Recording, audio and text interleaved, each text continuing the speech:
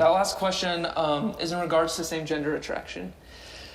And as you all are well aware, those who experience same-gender attraction in the church, they encounter, those who encounter this feel alone in the church. They feel scared and they're not sure how they fit into the Lord's kingdom. So if you could meet with them face to face, what message would you share with them? Let me respond, and if Elder Hallstrom and Sister Stevens want to join in, please. This is a current, sensitive, complex issue for the church. It's something of the time that we're in. But let me say this to begin a response. I think we have talked altogether too much about gender and altogether too little about chastity. The issue is chastity. The issue is not gender. We have written, we have publicized, we have talked, we have put articles in church magazines about attraction. We do not make a judgment about someone's attraction. We don't know why that attraction came that way, and the person doesn't. The one struggling with it doesn't. We don't make any attempt to say why that happened or how it happened. It might be as individual as there are those circumstances out across the church.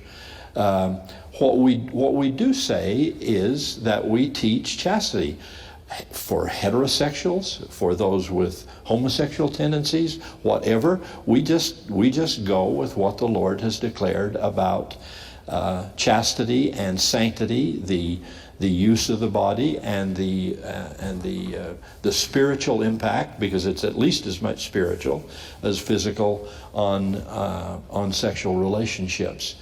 So please, maybe it helps everybody if we could just shift the discourse a little bit to that subject and talk about chastity, about which the Lord has been quite clear and will, I think, continue to be very clear for all people, for all of his children.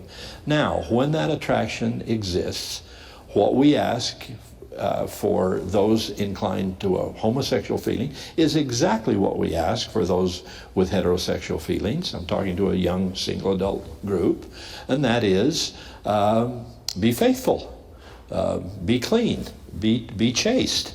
And for you, every blessing of this church is available in terms of the sacraments, the ordinances, going to the temple, sitting by Elder Hallstrom and Sister Stevens in general conference.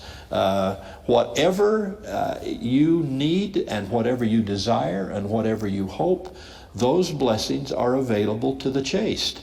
We've published that in every way we know how to publish it, and we've put it in our handbooks. It's in the governing handbooks that give direction to the priesthood leaders of the church. Now, if some members fall short in that, then shame on them. And if I haven't done well enough to teach it, shame on me.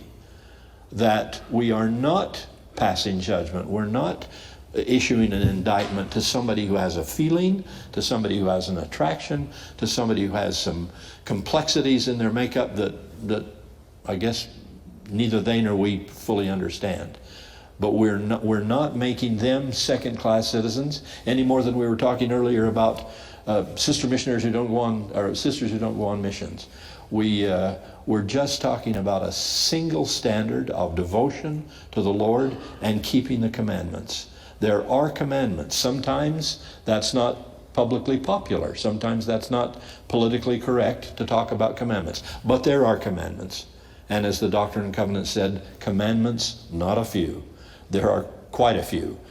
But we would be the first. By we, I mean the general authorities and general officers of the church. We would be the first. We would be on the front line to say that every person is welcome at the church and in our circles and in our association and in our friendship, on the basis of everybody trying to keep the commandments, everybody trying to be chaste, everybody trying to pay their tithing and keep the word of wisdom and do the things that we do in faithfulness in the church.